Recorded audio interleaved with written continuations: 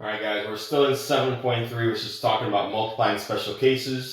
This is just another one of those special cases.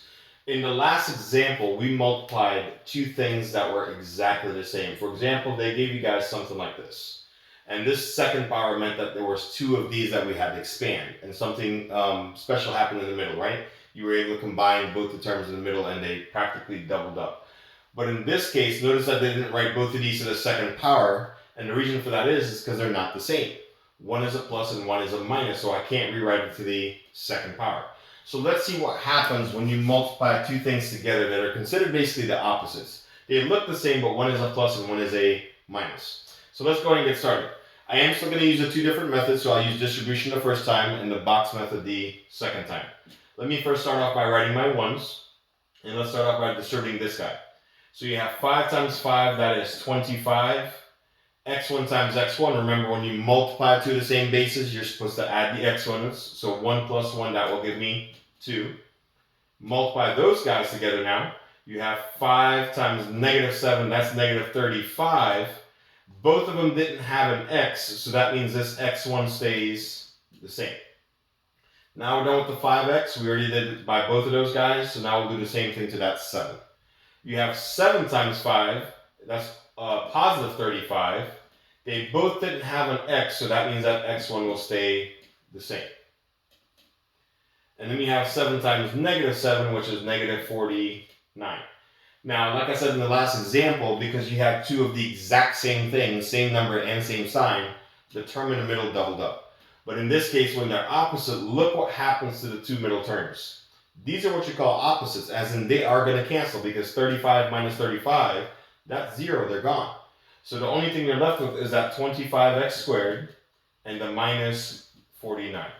So whenever you multiply two opposites together, this should happen. So this is a dead giveaway that you did it correctly. If they both have the same sign, that means that you just simply messed up somewhere. You'll have to go back and find that mistake. Okay? So let's do the same problem, but let's do it now with the box method. So one, you'll have a 5x and a positive 7. For the other side, you'll have a 5x and a negative 7. All right, so here we go. We should get the same answer if we do this correctly. All right, so to get the answer inside this box, we multiply the 5x's together. So you got 5x to the first times 5x to the first. As we said before, that's 25x to the second.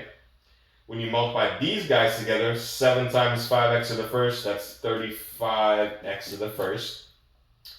If you multiply these guys together for this box down here, you'll have 5x to the first times negative 7.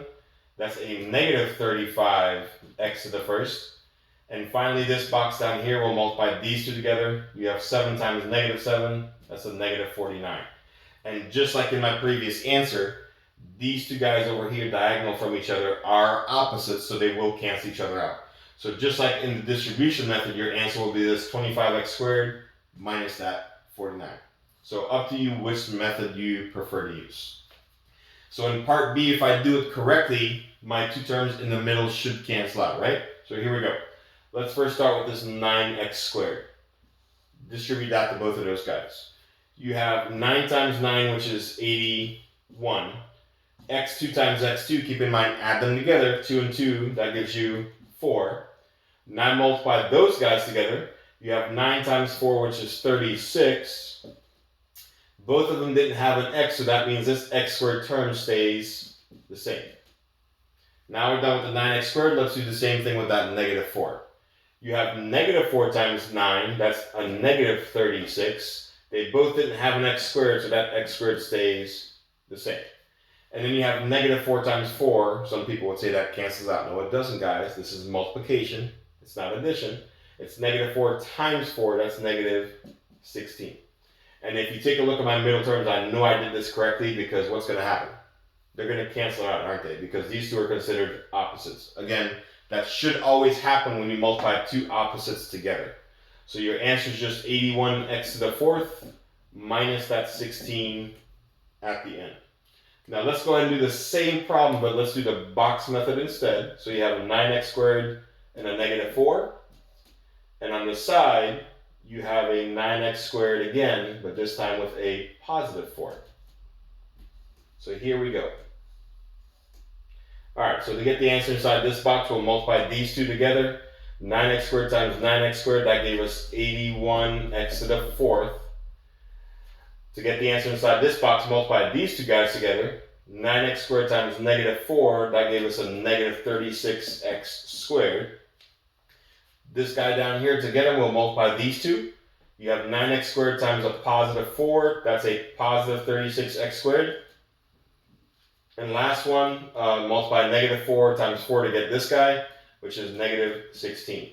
And just like before, these two are opposites, so they're going to cancel, and you'll still get that 81x to the fourth and that negative 16. Alright guys, that's it for this example. We'll see you guys in the next video.